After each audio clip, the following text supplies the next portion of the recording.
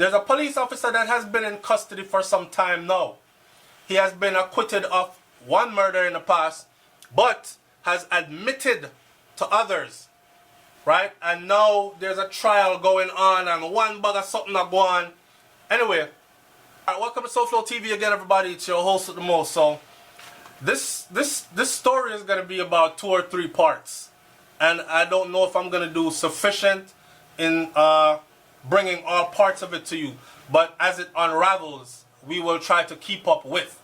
The headline says Chucky Brown confessed to shootings and killings to Indicom boss.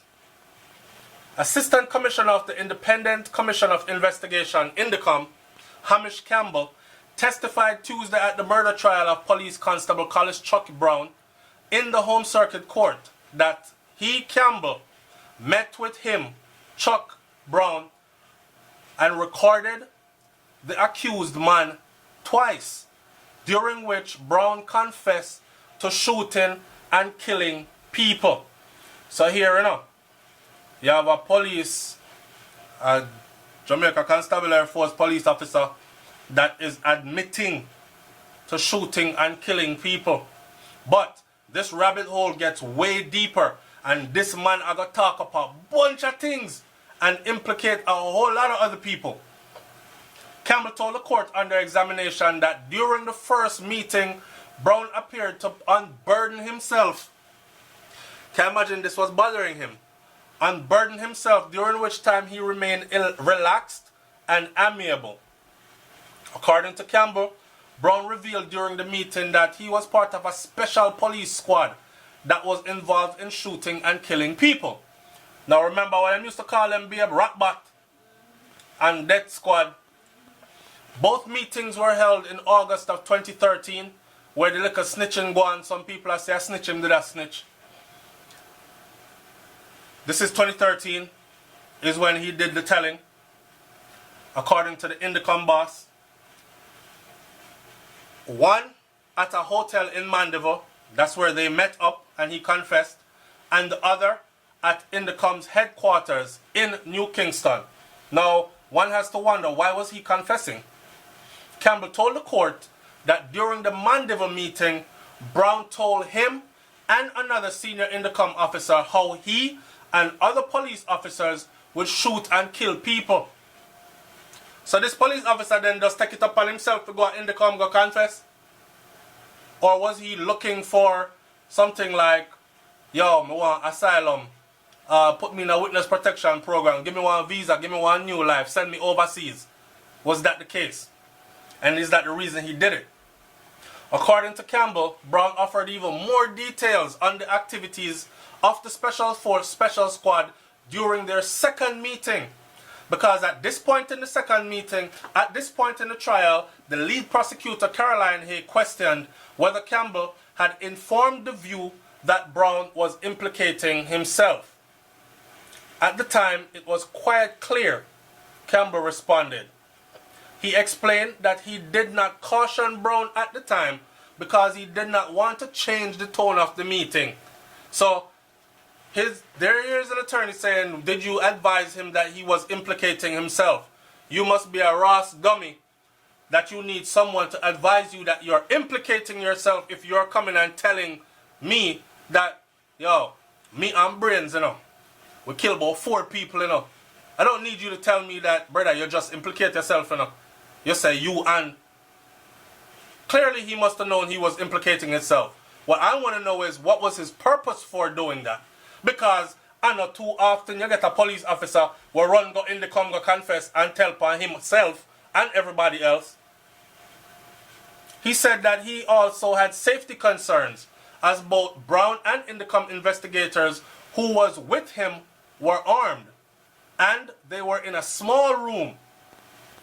As such, Campbell said he did not want to suddenly inform Brown that he was under caution. However, before the second meeting, Brown was told that he would be under caution and also to bring his lawyer next time him come in. When asked whether Brown gave a reason for speaking to Indicom, Campbell described Brown as being angry with the High Police Commissioner Command, as he thought he was being wrongly accused of a fatal shooting at Maypen Hospital in 2013. They had seized his gun and removed him from operational duties. He knew a lot of details about that shooting. He thought he was being unfairly treated in respect to that matter, Campbell testified. So there you have it. So this was to get back at his superiors then. Him saying, no, I go over in the command and go implicate and tell upon everybody. Because mash up when I try mash up my police career. Meanwhile, following Campbell's testimony, a compact disc which is said to contain an interview in which Brown mentioned the killing of Robert Gutty Dawkins was admitted into evidence. A transcript of the recording of the meeting was also admitted into evidence, as well as 3 CDs containing a long interview with Brown at Indicom's New Kingston head office. Rotted. So you see, he went all the way in. He went all the way in. And guess what? We don't have to guess why he did it now. It is said that it was because he was angry. But I'm thinking he was angry, but there has to be more to it. So a follow-up headline comes and says Chuck Brown was advised to actually leave Jamaica. And that story reads and says, a 7-member jury in the trial of Police Constable Collis Chuck Brown heard testimony Wednesday that the policeman was advised to leave the country by a senior cop who told him that it would be in his best interest to do so. Why? Before somebody slap out in head back. This was revealed by the Assistant Commissioner of the Independent Commission of Investigation, Indicom, Hamish Campbell, during cross-examination by defense attorney Norman Godfrey. So people, if y'all don't know, this is a case that is transpiring right now as we speak.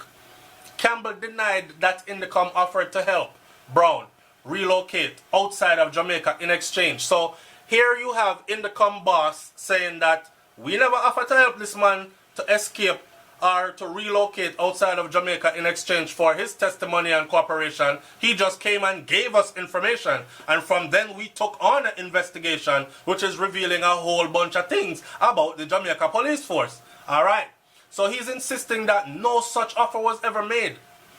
He also denied that Indicom used clandestine means that caused Brown to implicate himself. Now remember, you know, Brown going there, got talk upon him own the first time. The man said that he was wondering why the hell was he doing this and what was the real reason. He did not bother to tell him, yo, you're implicating yourself. Him come back in again one second time. So on the second time round, they told him, before you come back in here for the second meeting, right? Here what? Bring your lawyer with you. He came and he told more. Rather, he said Brown offered the information during an interview at Indicom's new headquarters in Kingston on August 10th of 2013. 2 disc worth. Cartel said, what kind of disc? You mean like CD? You could have never have it in your mind unless you see a... Anyway, Campbell said Brown also shared with the oversight body the content of a letter that he had written to the then Commissioner of Police in January of 2014 while he was in custody at the Jamaica Defense Force headquarters. The content of the letter were not revealed in court but were admitted into evidence. So how that admit into evidence but not revealed in court? That don't make no sense. How them have secret evidence? According to Campbell, Constable Brown admitted to 3 murders when he operated as part of a special police squad which came to be known as the Death Squad, which operated out of Clarendon. Campbell told the court that a senior member of the Clarendon Criminal Investigation Branch provided guns for squad members to plant on their victim. You see, I said the man I tell everything, you know, and put in a whole bunch of other people so you could see why someone would tell him, say, brother, look, where you gone to now, you can't live your soul again. You're going dead a little bit from now. You see me? Alright. Campbell told the court that a senior member of the Clarendon Criminal Investigation Branch provided guns for squad members to plant on their victims. Squad members were also allowed to take home their firearms, including high-powered M16 rifles. Evidence was also concocted with the help, he said evidence was also concocted with the help of the CIB. The man implicate all criminal investigation branch, all CIB, get fling under the bus. So they're saying we are out here murdering people. And we have high command, we are give guns for put upon them. And then who are going to investigate it? Now CIB? CIB are going to make the evidence point to something and corroborate our story. Boy, things get stickier now. Yeah, man. The brains as a member say one of them squad they come pick up Tommy Lee too, you know, so Tommy Lee could have well missing, you know. Anyway, the Indicom Assistant Commissioner also said that Brown disclosed the name of the squad members and related how he, the man I'll tell name, you know, and tell how he and another cop murdered Andrew Pearson and murdered Dwayne Douglas in Swansea, Clarendon in 2012. Blows a skirt. Campbell said Brown also confessed to killing 21-year-old Robert Gotti Dawkins in Palmer's Cross, Clarendon in 2009. He was found not guilty of murder in a separate trial in March this year, but he is currently facing additional charges of conspiracy to commit murder and wounding with intent. I'm going to follow this story to the T for Uno. Somebody said, as if we didn't know them things there. It's just that now we have heard it from the horse's mouth. Someone finally come out and say, and admit it. But a regular them kill people, sometimes innocents at that, and then them plant the gun on them. I guess it was to justify the killing, to make it say that this person was no innocent person. Well, I wonder what more we can know from this informant now. Then somebody else, Mark Myrie, said, if you're getting rid of wicked people, why would you need to plant gun on them? This thing is looking real funny now. Way too much mix-up. Dunn said, to keep the vanguards of the criminals off their backs, the police and locals may know that the person is a risk to society and are unable to successfully use the legal system. Therefore, they use the same method of justice to eliminate the problem. And if a gun is found, then the comeback from, say, amnesty is weakened. This is my theory, and no proof to back it. Finally, keep up the elimination project. Hi, sir. You are an idiot, but keep up the elimination project. Unless you're talking about eliminating those police officers, but I understand what he's saying because I've heard of that before. I've heard that sometimes police officers say, you know what? We know what a boy do, but here what? Them boy they have money, and them are going to hire Peter Champagne, and them are going to walk again. And them will come out here and do the same thing. So here what? Slap with that Ross and put one gun on him. End of story. I've heard that. I've heard that police officers are fed up with the justice system in Jamaica, fed up that their hands are being tied and they cannot properly do their jobs, and when them bring in man that's responsible for things, them man they end up walk out and laugh after them anyways and go right back to doing what they have to do, plus point their finger at those police officers as marked men. So the police them take justice in their own hands. Am I saying it's right? No. I'm just saying I've heard that that's the way some things are done sometimes. Talk up in the comment section, tell me if you ever hear about this.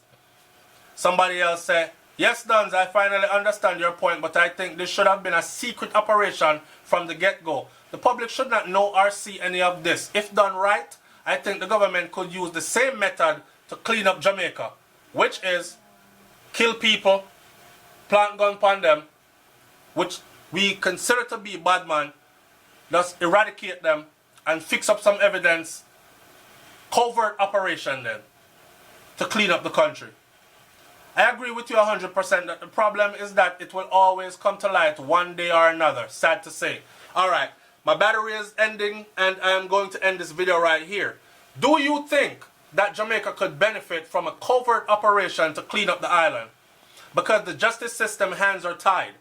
And criminals aren't getting removed out of society fast enough, especially the dangerous ones with high-powered rifles or guns, period, that are willing to kill and kill again and again. Do you think that a covert operation where masked men from a specialized...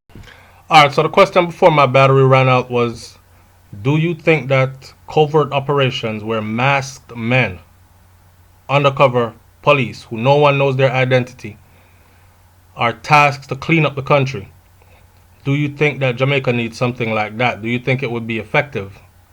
Or do you think that that would be sabotaged as well, and these men would probably end up in the pockets of the affluent or those with a lot of money on the wrong side of the law, killing for pay and that kind of thing?